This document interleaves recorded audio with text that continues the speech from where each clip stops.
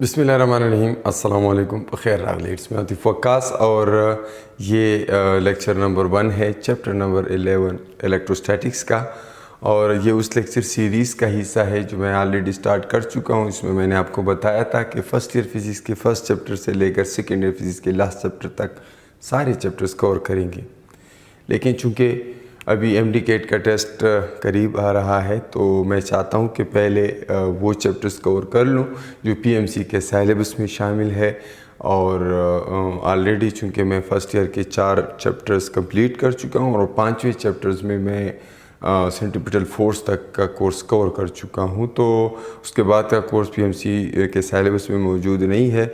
मज़ीद भी first year का कोर्स पीएमसी में शामिल है और वो 7th चैप्टर के स्टार्ट के कुछ टॉपिक्स यानी सिंपल हार्मोनिक मोशन की कैरेक्टरिस्टिक्स वगैरह, और फिर वह उसके चैप्टर में कुछ चीज़ें पीएमसी के सिलेबस में शामिल हैं वो भी मैं करूँगा। लेकिन मैं चाहता हूँ कि अभी थोड़ा सा सेकेंड ईयर का भी कोर्स कवर कर लें, 1-2-3 चैप्टर्स कर लेंगे या 4-4th चैप्टर तक, और फिर उसके बाद हम फर्स्ट ईयर के कोर्स पे जाएंगे। बाकी के चैप्टर्स भी मैं करूँगा, लेकिन पहले जैसे कि मैंने कहा हमें पीएमसी का सिलेबस कवर करना है ताकि उन स्टूडेंट्स को फ़ायदा हो जो अभी अगले महीने पीएमसी का टेस्ट देने जा रहे हैं एमडीकेट। आज मैं इलेक्ट्रोस्टैटिक्स स्टार्ट करूँगा। इलेक्ट्रोस्टैटिक्स जैसा कि नाम से ज़ाहिर है, इलेक्ट्रोस्टैटिक्स यानी the study of charges at rest, the study of charges at rest। Electric charge की ऐसी स्टडी कि जिसमें वो रेस्ट पे हों, उनकी वो प्रॉपर्टीज़ कि चार्जेस जब रेस्ट पे हों तो किस तरह इंटरेक्ट करते हैं, उनकी फील्ड कैसे होती है, पोटेंशियल कैसे होता है वगैरह, ये सारी चीज़ें डिस्कस करेंगे। इलेक्ट्रोस्टैटिक्स में सबसे पहली बुनियादी चीज़ जो है that is charge. Electric charge जो है it is an intrinsic property of matter. Intrinsic property of matter यानी ये मैटर की वो प्रॉपर्टी है जो मैटर की एग्जिस्टेंस के साथ ही उसके साथ शामिल है। ज़ाहिर है आप जानते हैं कि मैटर जो है it consists of electrons and protons। Matter के अंदर इलेक्ट्रॉन्स भी होते हैं एंड प्रोटॉन्स हैं।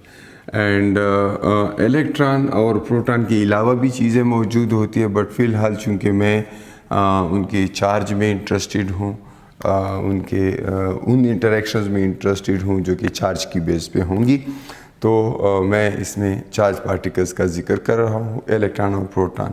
मैटर के अंदर इलेक्ट्रॉन्स भी होते हैं, प्रोटॉन्स भी होते हैं। और फिर ये नॉर्मली न्यूट्रल मैटर जो होता है, यानी मैटर का कोई टुकड़ा है और वो न्यूट्रल है, कंटेन्स equal number of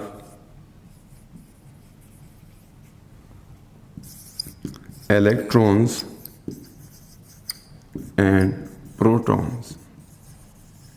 जो मैटर न्यूट्रल होता है वो उसमें इलेक्ट्रॉन्स और प्रोटॉन्स जो हैं एक जितनी तादाद में होती हैं, तो इनकी तादाद सिमिलर होने की वजह से मैटर जो है न्यूट्रल होता है।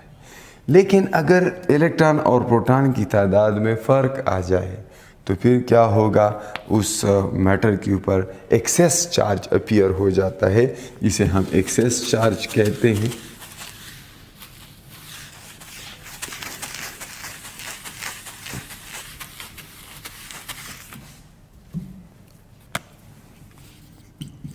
Access charge. It is the imbalance between the number of electrons and protons in a matter। अगर किसी मैटर के अंदर इलेक्ट्रॉन और प्रोटॉन का बैलेंस बिगड़ जाए, बैलेंस ख़राब हो जाए, या इलेक्ट्रॉन ज़्यादा हो जाए या प्रोटॉन ज़्यादा हो जाए, तो हम कह सकते हैं कि उसके ऊपर एक्सेस चार्ज है। अब अगर इलेक्ट्रॉन ज़्यादा हैं तो इलेक्ट्रॉन और प्रोटॉन की रेशो देखेंगे, उनकी तादाद की ratio, number of electrons to number of protons. और अगर ये रेशो 1 से ज़्यादा है तो हम कहते हैं कि वो एक्सेस चार्ज जो है वो नेगेटिव है।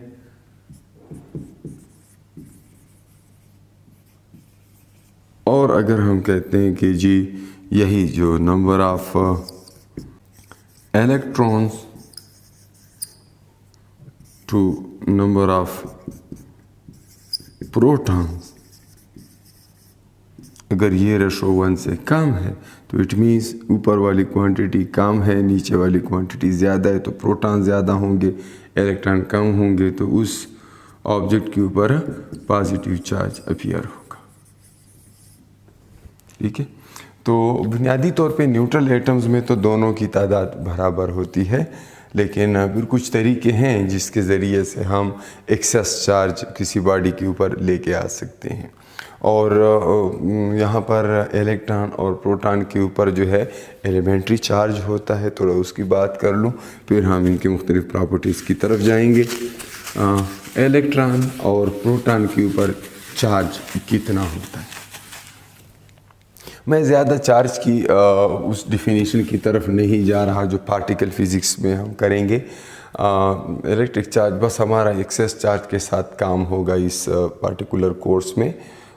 किसी बॉडी के ऊपर एक्सेस चार्ज है तो किसी और बॉडी के साथ इंटरेक्ट करेगा और उस इंटरेक्शन को हम अंडरस्टैंड करेंगे। तो इलेक्ट्रॉन का, जैसे कि मैंने कहा, इलेक्ट्रॉन और प्रोटॉन के ऊपर जो चार्ज है, charge on electron, that is elementary charge -1 E for elementary charge, and negative sign because electron के ऊपर जो चार्ज होता है वो नेगेटिव होता है। E किस चीज़ की इक्वल है? that is equal to -1.6। E की जगह उसकी वैल्यू लिखते हैं 1.6 into 10 raised to the power -19 coulombs. ये एक इलेक्ट्रॉन के ऊपर चार्ज है। कूलोम जो है चार्ज का यूनिट है और इट्स आफ्टर ग्रेट साइंटिस्ट और जिसने कूलोम लॉ आप लोगों ने पढ़ा है, कूलोम लॉ पेश किया है, आगे हम डिस्कस करते हैं, but coulomb is the unit of charge and this is the charge on electron -1.6 × 10⁻⁻19 and then charge on a proton is +1 E, and that is 1.6 into 10 raised to the power -19 coulomb. The difference between them, the two, is only this negative sign. So the magnitude of charge on electron is equal to the magnitude of charge on proton. उनके magnitude same होते हैं, सिर्फ ये negative sign मौजूद होता है electron पे। और क्यों आमतौर पे हम चार्ज के लिए सिंबल यूज़ करते हैं? अगर हम डायमेंशंस की बात करें, डायमेंशंस ऑफ चार्ज, चार्ज एक डिराइव्ड क्वांटिटी है, डिराइव्ड क्वांटिटी, और इसको in terms of base quantity लिखना इसकी डायमेंशंस कहलाती हैं। तो Q is equal to Q charge है, IT, I इलेक्ट्रिक करंट है और T जो है वो टाइम है। तो आप जानते हैं कि करंट और टाइम बेस क्वांटिटीज़ हैं, उन दोनों का प्रोडक्ट आपको चार्ज देते हैं। तो 1 coulomb is equal to 1 ampere second. These are dimensions या expression of coulomb in terms of base units. So 1 ampere second is 1 coulomb. अब चार्ज की मुख्तलिफ प्रॉपर्टीज़ हैं। हाँ, और एक बात ये भी याद रखें, इलेक्ट्रोस्टैटिक्स में हम, जैसा कि मैंने कहा, चार्जेस को रेस्ट पे एज्यूम करते हैं। तो ये ज़रूरी नहीं है कि दोनों एब्सोल्यूट रेस्ट पे हों, एब्सोल्यूट रेस्ट तो होता भी नहीं है। चार्जेस आपस में रिलेटिवली रेस्ट पे हों तो उनके दरमियान जो है इंटरेक्शंस नोटिस की जा सकती है। तो रेस्ट का मतलब है चार्जेस जो है और relatively at rest, ये हमने ऑलरेडी एज्यूम किया हुआ है, चाहे दोनों एक ही स्पीड से जा रहे हों दो चार्ज पार्टिकल, तो वो आपस में रेस्ट में होंगे रिलेटिवली। और फिर ये है कि यहाँ पर हम पॉइंट चार्जेस की बात करें तो पॉइंट चार्जेस क्या होते हैं? पॉइंट चार्जेस वो होते हैं कि जब उनका साइज़, अगर दो चार्जेस हैं उनके दरमियान आप इंटरेक्शन स्टडी कर रहे हैं, तो अगर उन चार्जेस का साइज़ उनके दरमियान जो सेपरेशन है आर उससे काफ़ी स्मॉल हो, तो फिर ऐसे केस में हम उन्हें पॉइंट चार्जेस कहेंगे। यानी एक चार्ज इधर है, एक चार्ज इधर, अब उनके दरमियान का जो डिस्टेंस है आर वो बहुत ज़्यादा है उनके रेडियस से या उनके डायमीटर से या उनके साइज़ से, तो इस हिसाब से हम उन्हें पॉइंट चार्जेस कह सकते हैं। फिर एक सोर्स चार्ज होता है और एक टेस्ट चार्ज होता है। तो जाहिर है आगे जाकर हम इलेक्ट्रिक फील्ड अंडरस्टैंड कर लेंगे कि हर पॉइंट चार्ज का या हर चार्ज की एक फील्ड होती है, उसके गिर्द एक रीजन होता है, और उस रीजन में जब भी कोई दूसरा चार्ज आता है ये उसके ऊपर फोर्स लगाता है। तो जिसकी फील्ड की बात हो रही होती है वो सोर्स चार्ज होता है, और जिसको टेस्ट करने के लिए लाया जाता है वो टेस्ट चार्ज होता है। और जिसको हम टेस्ट करने के लिए लाते हैं उसकी अपनी भी एक फील्ड होगी, लेकिन हम सिंप्लिसिटी के लिए उसको इग्नोर करते हैं और सिर्फ सोर्स की फील्ड डिस्कस कर रहे होते हैं। तो ये सारी चीज़ें आपने याद रखनी है। अब चार्ज की प्रॉपर्टीज़,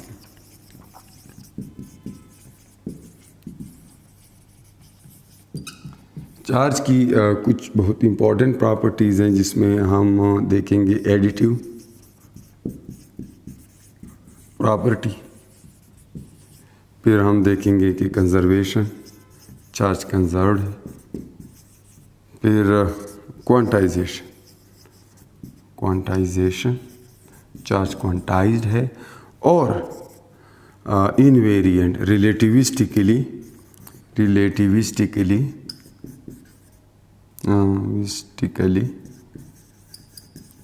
इनवेरिएंट।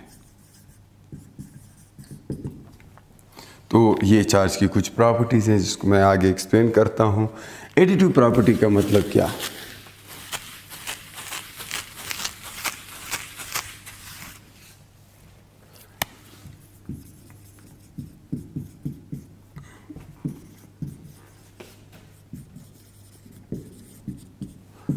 कि whenever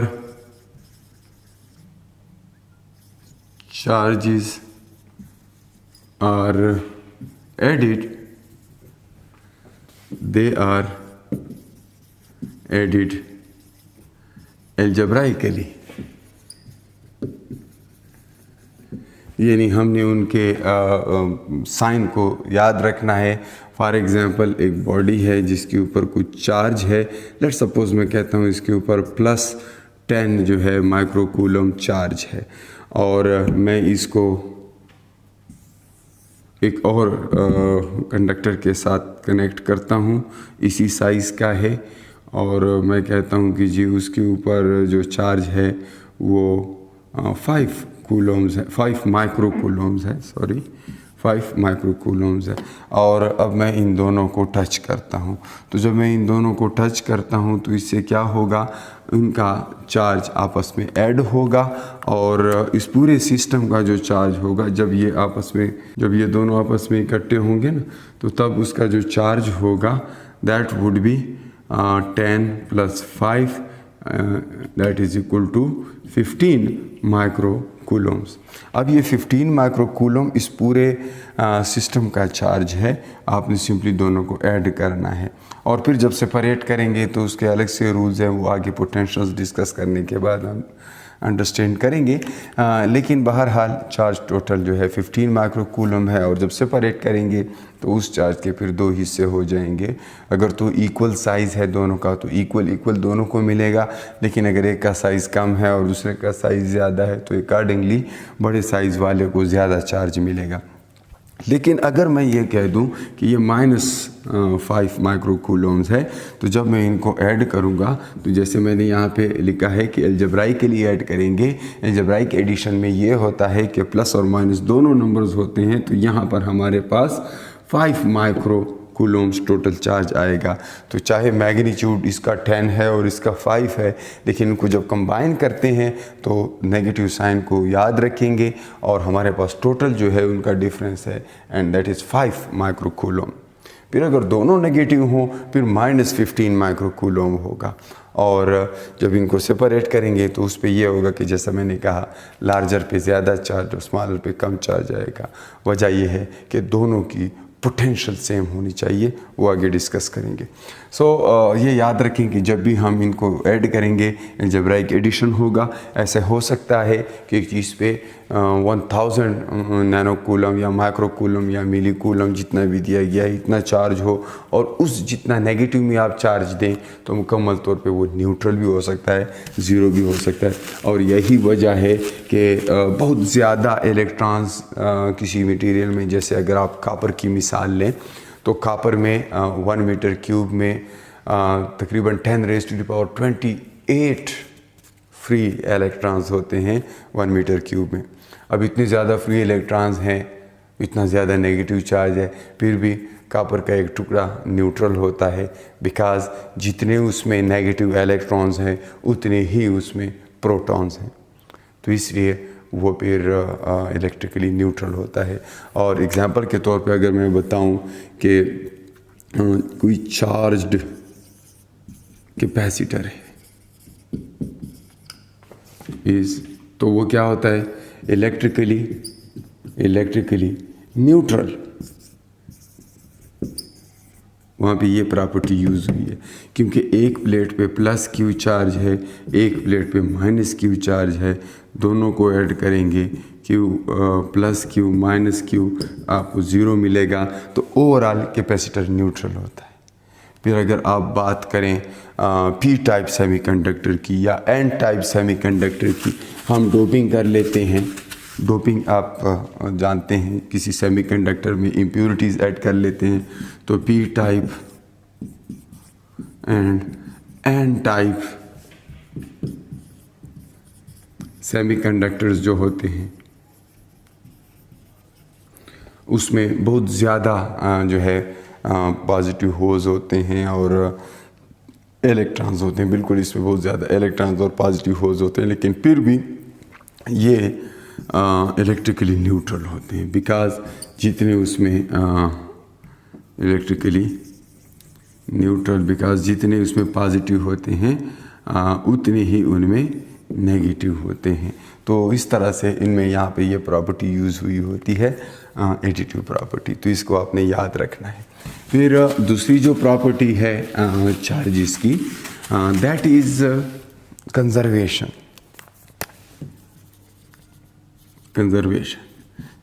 ऑफ चार्ज का मतलब है charge is conserve, charge can neither be created nor destroyed. न इसको पैदा किया जा सकता है, न इसको फना किया जा सकता है। यस, इसको एक बॉडी से दूसरी बॉडी में ट्रांसफ़र किया जा सकता है। It can be transferred, it can be transferred from one body to another. इसको एक बॉडी से दूसरी बॉडी में ट्रांसफ़र किया जा सकता है और फिर ट्रांसफ़र के मुख्तलिफ़ तरीके हैं। तो बहरहाल चार्ज कंजर्व्ड होता है। ऐसा कभी नहीं हो सकता कि किसी चीज़ के ऊपर चार्ज मौजूद है और वो अचानक से गायब हो जाए। हाँ, पॉजिटिव चार्ज है उसको उतना ही नेगेटिव चार्ज दे के ज़ीरो किया जा सकता है, लेकिन चार्ज को फना नहीं किया जा सकता और न क्रिएट किया जा सकता है। ये फिक्स अमाउंट में हर मैटर के अंदर मौजूद रहता है। तो जब ये चीज़ें फिर जब चार्ज किसी चीज़ पे पैदा होता है, जैसे चार्जिंग के मुख्तलिफ़ तरीके हैं, तो उसमें हम क्या करते हैं,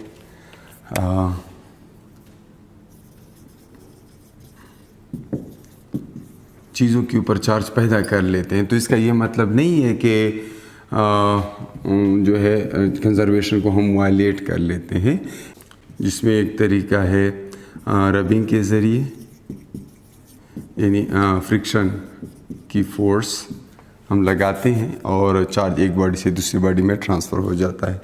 दूसरा है कंडक्शन,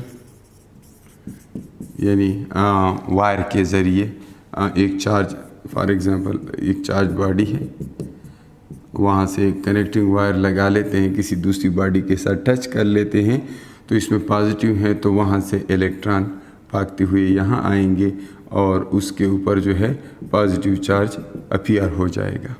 तो इस तरीके से कंडक्शन के ज़रिए हम चीज़ों को चार्ज कर सकते हैं। फिर एक तरीका है इंडक्शन का। इंडक्शन के ज़रिए क्या होता है कि जब आप एक चार्ज बॉडी है, फॉर एग्ज़ाम्पल ये पॉजिटिवली चार्ज एक बॉडी है और इस बॉडी को आप किसी दूसरी न्यूट्रल बॉडी है लेकिन कंडक्टिंग स्फीयर है, कोई न्यूट्रल है, तो जब आप उसको उसके करीब लाते हैं तो उसके इलेक्ट्रॉन्स जो हैं उसके अंदर मौजूद हैं, तो वो इस साइड पे आ जाते हैं, उसके पॉजिटिव उस साइड पे होंगे, तो ये होगा कि उसका अपना चार्ज जो है रीडिस्ट्रीब्यूट हो जाता है। तो एक साइड पे उसके सारे नेगेटिव आ जाते हैं, तो इसको हम कहते हैं इंड्यूस्ड चार्ज। और ये इस तरह इंड्यूस हुआ कि इसके करीब हम पॉजिटिव चार्ज लेके गए। तो ये तरीका हो सकता है इंडक्शन का। रबिंग और फ्रिक्शन में ये होता है कि भाई दो चीज़ें आप रब करते हैं तो एक में इलेक्ट्रॉन जो है वो टाइटली बाउंड होते हैं, दूसरे में इलेक्ट्रॉन वीकली बाउंड होते हैं। तो जिसके वीकली बाउंड है उसके इलेक्ट्रॉन ट्रांसफ़र हो जाते हैं दूसरे के पास और यूँ बॉडीज़ जो हैं चार्ज हो जाती हैं। तो कई तरीके हैं इसमें। इंडक्शन के अलावा बाकी दोनों केसेस में ट्रांसफ़र ऑफ इलेक्ट्रॉन होता है, ट्रांसफ़र ऑफ इलेक्ट्रॉन ट्रांसफ़र होते हैं। असल में प्रोटॉन कभी भी ट्रांसफ़र नहीं होते, वो बड़े टाइटली बाउंड होते हैं इनसाइड द न्यूक्लियस। ये इलेक्ट्रॉन होते हैं जो कि निस्बतन वीकली बाउंड होते हैं और उनको अगर सफिशेंट एनर्जी मिल जाए कि वो अपने न्यूक्लियस से उसका वास्ता टूट जाए तो फिर वो ट्रांसफ़र किए जा सकते हैं और करते भी हैं। ठीक है, तो ये कुछ तरीके हैं चीज़ों को चार्ज करने के। फिर तीसरी जो प्रॉपर्टी है that is quantization, quantization of charge.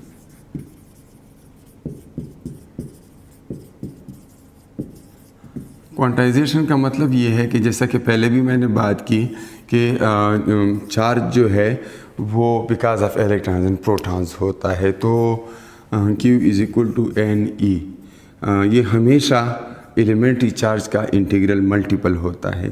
For example किसी बॉडी के अंदर इलेक्ट्रॉन प्रोटॉन से ज़्यादा हैं, तो कितने ज़्यादा हैं वो तादाद n से डिनोट की जाती है। तो n इज़ एन इंटीजर